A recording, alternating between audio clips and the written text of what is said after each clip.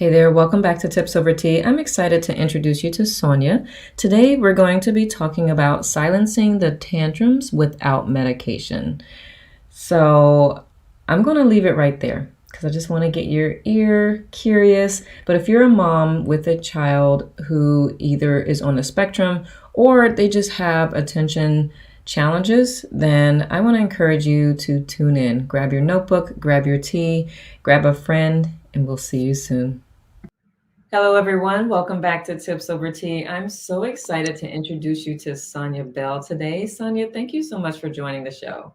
You're welcome. Thanks for inviting me. Oh, you're so welcome. So, a little bit before we got started, you were talking about how you got into working with moms who have children with learning challenges, learning disabilities, attention disabilities. So before I destroy all of what you have going on, can you just tell us a little bit, a little bit of background, like how you got into doing what you do, and I'll just let you go from there because this Okay. is an incredible story. So, All right. Thank you. Thank you, Nikki, for this opportunity. I would love to share my story. I have four kiddos, as I call them, even though they're like 24, 22, 20, and I have an 11-year-old, I still have kiddos. But years ago, when we were just getting started with our family, my husband Keith and I, we have, the four. But our second son, he was diagnosed with autism.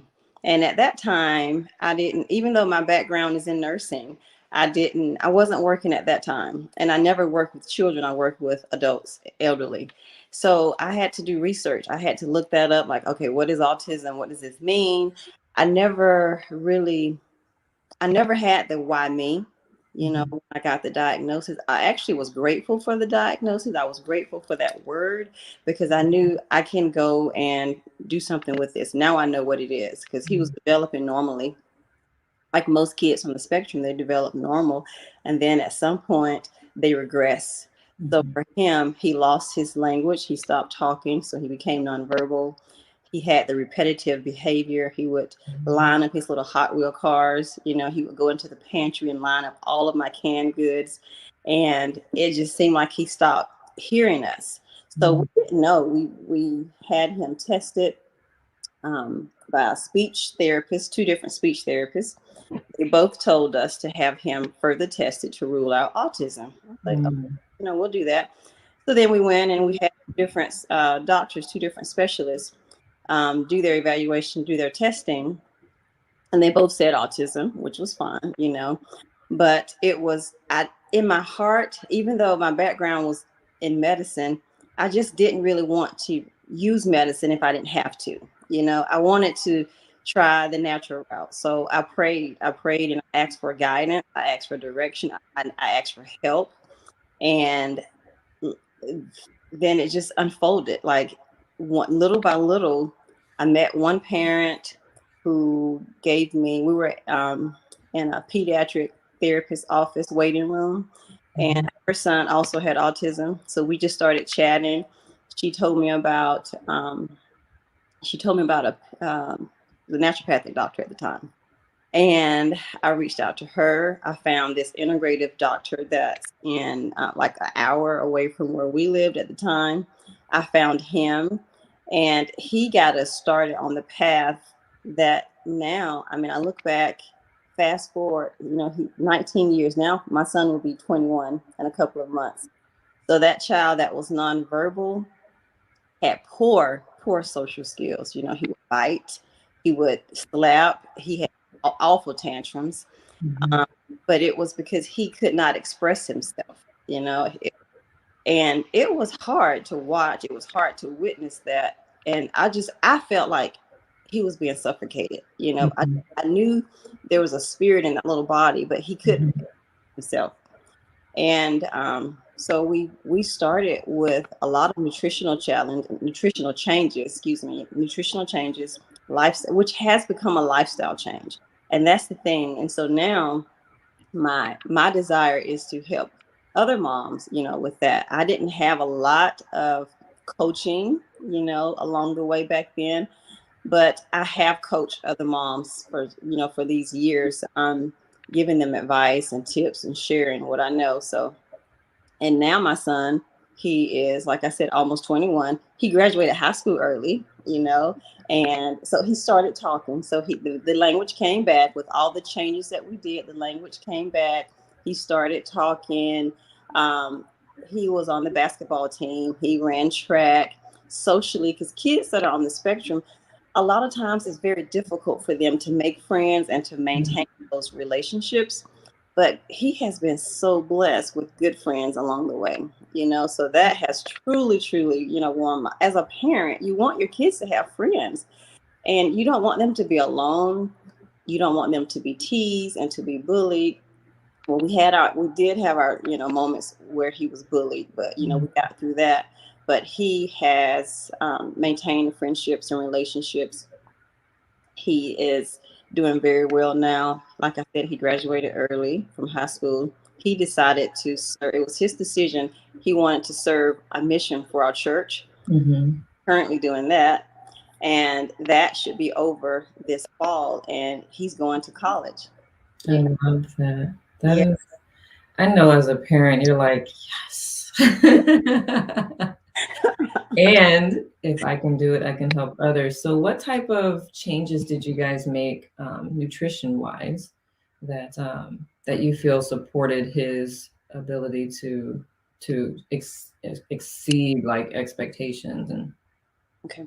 Well, we initially removed gluten from our diet and dairy. And he also had a condition called leaky gut, leaky gut. So he had leaky gut. I didn't know what that was, at the time. Yeah, feel free to share too, because I'm sure those who are watching live or who catch this later, they're like, "What? I heard leaky gut, but not sure." So feel free to. I'm a visual person, and so I like to, visualize. So whenever I try to explain that, I'll tell people, if you can think of a water balloon, and it has tiny holes, and the water kind of seeps, from the balloon. I think of the lining of your gut. It has tiny little, holes, and the foods that we eat, they're not digested properly, and they leak back into the bloodstream. And we did a blood test. Everything that he was eating was coming up like he was allergic to that, but that truly wasn't an accurate picture because he had leaky gut. That was from, his and a lot of kids and adults too, we found have digestive issues. And there's that direct correlation between the brain and the gut, And so for us doing the dietary changes, we had to go gluten-free. I did it for the entire family. It was easier for me because back then he was 3, I think, when we first started the dietary changes. He was 2 when he was diagnosed. We found the holistic doctors, when he was 3 years old. So for that first year, I didn't know what I was doing. And I was taking him to speech therapy and occupational therapy. I didn't feel like that was enough. I felt like there's something more I should be doing. And that's really when I really started praying really hard, asking for, okay, I need guidance on this. And so we found the doctors, we changed the diet, and he was 3. I had my other kids were 5 and 7 at the time. So I had 7, 5, and 3. I changed everybody's diet because it was easier. I had to do what was convenient. Plus, it was healthy for all of us. So we took away gluten. We took away the artificial colors, dairy. And that was the thing. I hear so many parents say, well, yes, we don't do anything with red dye, but it's so much more than just red dye. All artificial colors, are toxic, and they're not safe for anyone, especially kids that have, neurological issues. And so we removed all of the artificial colors, like I told you, the wheat, the dairy. We also, certain preservatives, we don't do MSG. And there's so many forms of MSG. Oh my gosh, it's so scary because it can be termed, yeast extract, autolyzed yeast extract. I mean, it's so many different words and labels for MSG. And you don't always know that. And the packaging is tricky. They can say no MSG added, and you read that label and you may see yeast extract. That's what happened for me. And I had to do my research because I knew that his behavior, and that was always a thing for me. If his behavior changed, I knew he ate something that he shouldn't have eaten. Mm. That was, I mean, you have to really be careful. I kept a food diary in the beginning. You know, it's important for parents to write down everything, the behaviors, even the stool pattern. But Yeah. sometimes kids, they're constipated or they may have diarrhea. And I needed to know if what we were doing was working, if it was being effective. And so those were some of the changes that we made initially. And we have changed our diet over the years. Certain things we do still, and certain things we don't do. You know, like for example, he can have some dairy now, and that's okay. So he's not dairy free. He can even have wheat if it's like organic, you know, non-GMO. He can have that, and that's not going to harm him. But he cannot, like, no artificial colors, no preservatives, no nitrates, no MSG. That if he has a lot of that, like if we go out, and it's a challenge to go out to eat, you know, when you're doing this. Actually, when we did this years ago, we really didn't go out. Yeah. My older son, who was 5, we had like a mommy son date. I would take him because he and I love cheese. So I didn't want to bring cheese in the house because, you know, Yeah. Isaiah couldn't have any, and so we would go out and just get like pizza, have like a pizza day, and that was our time to bond. And plus, it's important for you to make sure you develop and strengthen the relationship with your other children if you have other children in the home, because the kid that has special needs can take up so much of your time and so much of your attention. You do not want to weaken the relationship that you have with your other children. So I did that, you know, with my daughter. We would have a mommy daughter day, and with my other son, we would get out and do some things too. That was fun. So you just have to remember that. I love that. Um, to circle back to the GMO piece. So I know manufacturers do that with sugar. You can say sugar free, and they have all these sweeteners in it. I did not I did not know about the different words for GMO.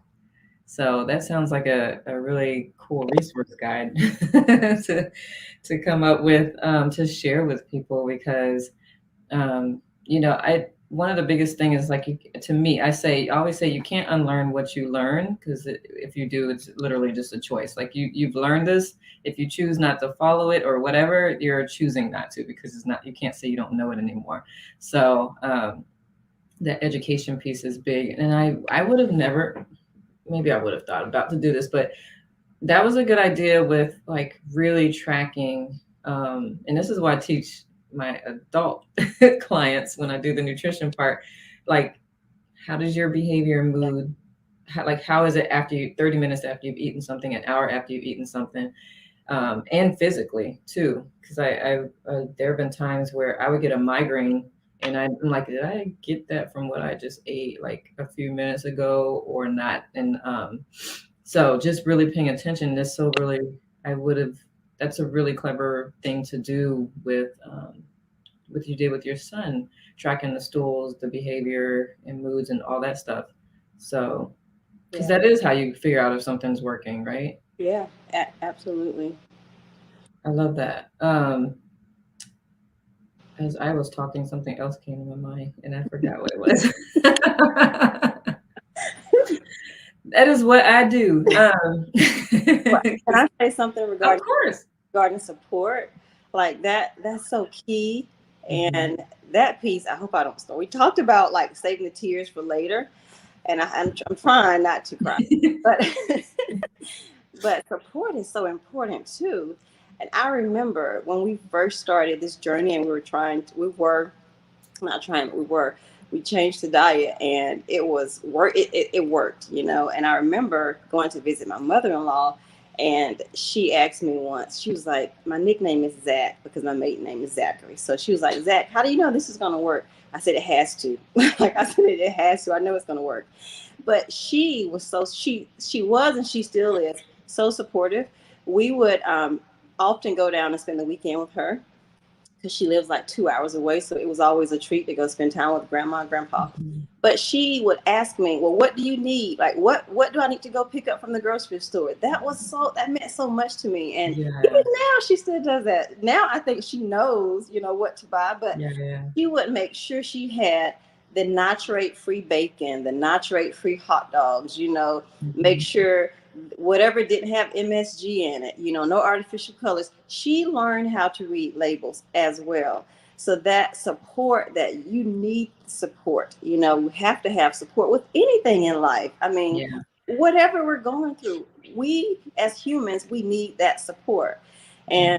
And that's so important. And having a child that has special challenges, it's already difficult. No one really knows what you're going through until they've experienced it. Even still, your experiences will be different from their experiences. Yeah. That's one thing about the spectrum. It's a spectrum. Like, there are no two kids are alike, on the spectrum. It's all different. But that support, and I appreciate that, still do. And Yeah.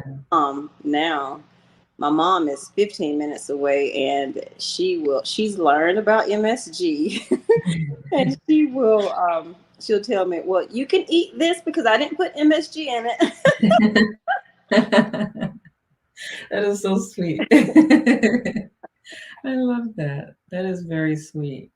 And you know what? That's huge, because not everyone has parents and in-laws that that are willing to get it or try to get it. So that's where you come into play as you're working with parents. You can be that support, because if it gets too crazy, like you get it. Absolutely. Yeah. Yeah. What do you know, for your son? Because you were talking about how to silence tantrums and stuff without medications. Are there Were there anything that you added to the diet that you feel like helped? Yeah. Yeah. I mean, taken away, honestly, let me share this. The first week or two, I mean, to be real with you, Nikki, my prayer was just, Lord, can just stop the tantrums. I just wanted the tantrums to stop Yeah. initially. And I got so much more out of that. I remember when we first changed the diet, that first week or so, just noticing that the tantrums stopped. Mhm. And I added probiotics. I had added probiotics initially, and he was 3, so we started with probiotic suppositories. Back then, Mhm. I started with probiotics. We gave him supplement. I think it was like a magnesium calcium type supplement that we got, just like a chewable we got from the health food store. Mhm. Wasn't as health conscious back then, even though I guess I was a little bit, but Yeah. still, I've grown a lot over the years. Yeah. But just going to the store, and because he had sleep issues, like he didn't sleep well at night. And so that helped to calm him down. Adding Epsom salt baths, giving him Epsom Mhm. salt baths to help, relax and calm him down. Mhm. Those were some things that we did. But yeah, eventually we also added omega-3 fatty acids, Mhm. and that helped with brain support. And yeah, but the probiotics was huge to help Yeah. also with leaky gut. Yeah, I was gonna say with that issue too, because if your gut is leaking, you're not well. One, you're poisoning your bloodstream sometimes, and you're not able to fully absorb the nutrients, the vitamins, and things from what you are eating. Yeah. Yeah. Um, Very clever. I love it. Um, so um, you're almost done becoming a certified holistic health coach. Yeah. And I'm excited for you. I'm excited for the parents' lives that you're about to change, because I look, I don't have any kids. Mhm. My sister just had her first, Mhm. and I just seeing how challenging it is, and her child's not on the spectrum. So Yeah. I can imagine how extra challenging it is, Yeah. for those, and especially single parents. Yeah. Like Totally. that's so the world needs you. Yeah. Yeah. When you said your sisters, so is it your nephew? Niece. Your niece, she doesn't have any diagnosis. And that's the thing, like my oldest son, he doesn't have any diagnosis of any special needs. And I still saw a difference in him.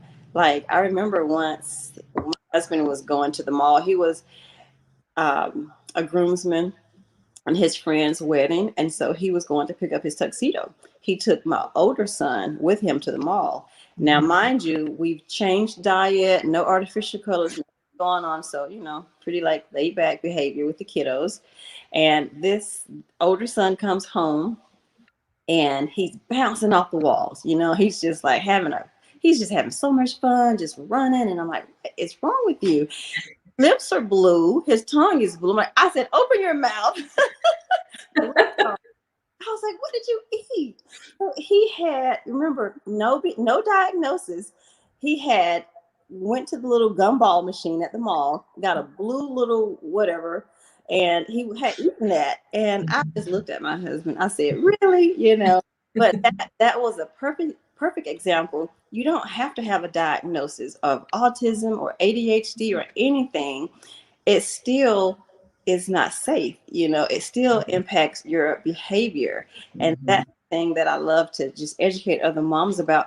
Your child could be developing quite normal, but if you're having issues with the teacher sending notes home every day, or calling you at work, interrupting your flow at work because your child won't listen and can't focus, can't stay on task, that's a problem, Yeah.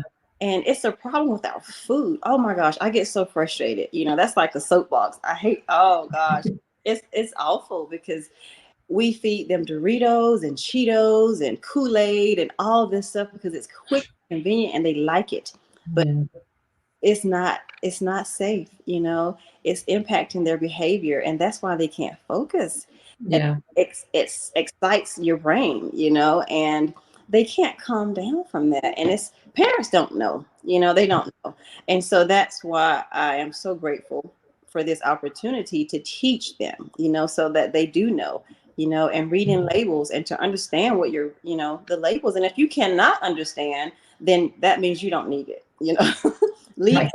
leave that on the shelf. If you can't read those labels, don't buy it. Yeah. Yeah. So two things came to mind as you said that. One, if I pick up something, if I go down the middle aisle, if it has more than 6 ingredients and I don't understand the ingredients, I just put it back. I don't even read it if it goes beyond like 5 or 6. I'm like, what are y'all doing?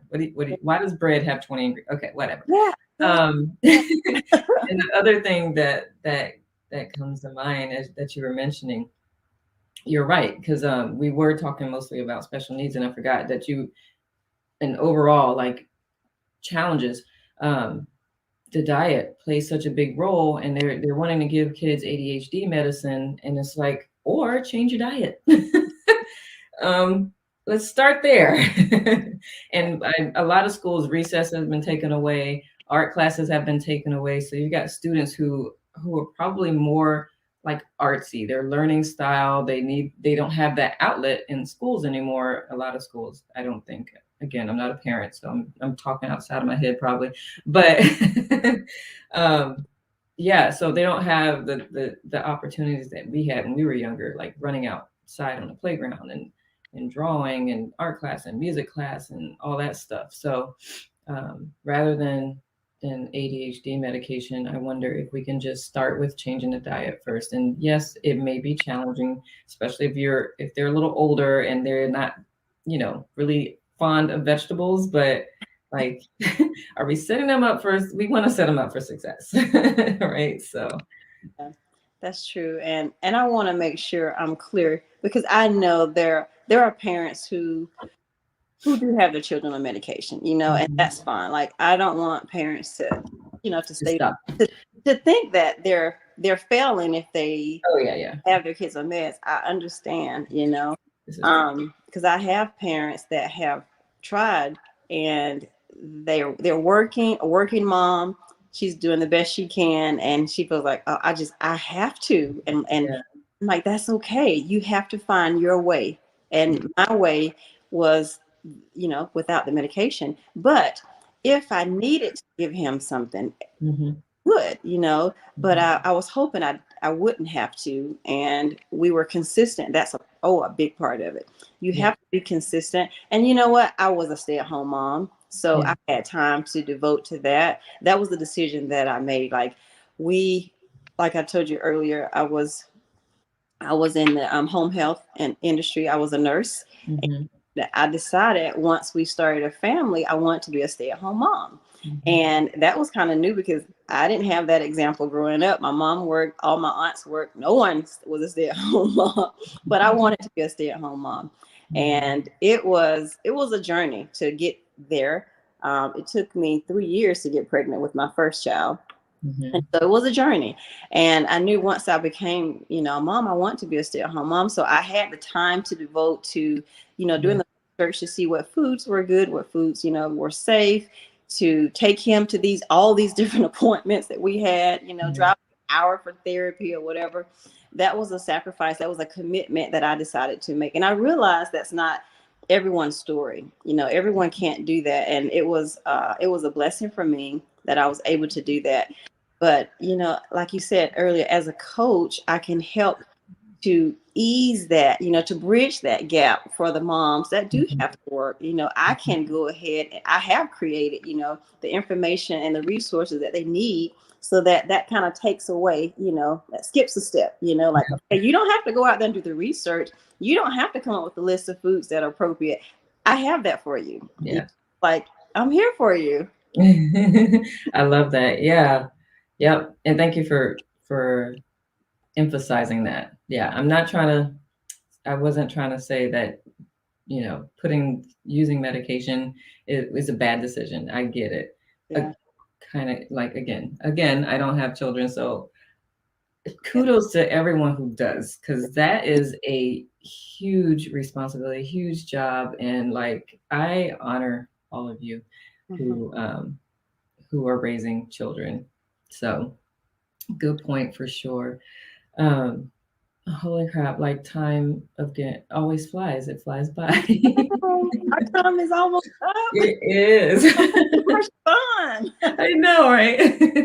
Keep talking to you. Well, you know what? You're always welcome to come back. As you create new programs and things you want to share, you're welcome to come back. Um, but for now, I always like to give the few minutes just to who I'm chatting with to just share, like, what do you have coming up, or if you have any communities you'd like to invite people to. Of course, the information will be in description. So, but still, I would love for you to share a little bit more about how people can connect with you. Okay, thank you for that. Mhm. I'm on Instagram as Beyond Radiant _health_coaching. So you can find me there, Beyond Radiant _health_coaching. And then I have a website, that's beyondradianthc.com. So beyondradianthc.com. And on my website, there are the different coaching programs that I offer. And right now, because I am still a student, like we got our certificate a couple of days ago. So I'm able to go ahead and see clients, but at a reduced rate, so saving a lot of money. Now, we graduate in April. So once I graduate, then in May, the rates will go up. So I always, I love to just share with people that if you're not sure, there's a free consultation. Go to the website, you fill that out. We can chat for about 45 minutes just to kind of, get a feel for one another to see if this is something that you would like to do. Mhm. Um, and we go from there. But yeah, those are two of the most, I guess, effective ways right now to reach me. I'm just getting started, so right now, with the website and finding me on Instagram, I think that would be, the best way to reach me. I love that. And by just getting started, she just means like with that part, because she's Oh been yeah, doing this for her whole, well, not whole life, but yes, of course, yes, she's got the experience, yes. just in case With, anybody fast forwarded yes, through all the. with the business, like with Beyond Radiant, like Yes. my baby of Beyond Radiant Health Coaching, like I just birthed that today. And But yeah, how cool is it that we are on your, well, not first anniversary, but birthday. Beyond Radiant birthday. I love it. I So know. next, what's the January 13th? So Yeah. next January 13th, we might have to bring you back for like your anniversary. You should. You should do that. That would be so fun. um, so cool. I really enjoyed chatting with you and getting to know you and what you do. And I'm excited for all of the families that you're going to touch and support. And if you hear Sonya, like if that's the voice for you, that's the support you need, please do reach out to her. Her information is in the description. So I just want to thank you, Sonya, so much again for sharing your expertise with those of us who just learning that type of thing. Anybody catching this live or anybody catching it later, I appreciate that. You're welcome. Thank you, Nikki, for we just connected from day one. I'm just grateful for you and for you inviting me to be on your podcast. This is my very first podcast, so that's exciting too. So a lot of new things going on, right? Yes. Yeah, it's exciting. It is. I love that you're like willing to step into it. That's a beautiful thing to see. So that's right. Take it. Absolutely. Awesome. Thank you, everyone. For those of you catching this live and those catching a replay, I really appreciate you taking the time to just listen and hang out with us today. Hope you got a lot of good nuggets, and reach out to Sonya if you need. And until next time, see you later. Ciao. Thanks again for tuning in. Make sure you like, subscribe, and click the bell so you'll be notified anytime we upload a new video or go live. And as always, if you have any questions or anything, feel free to post it in the comments. We're always checking that. In the meantime, have a great rest of your day.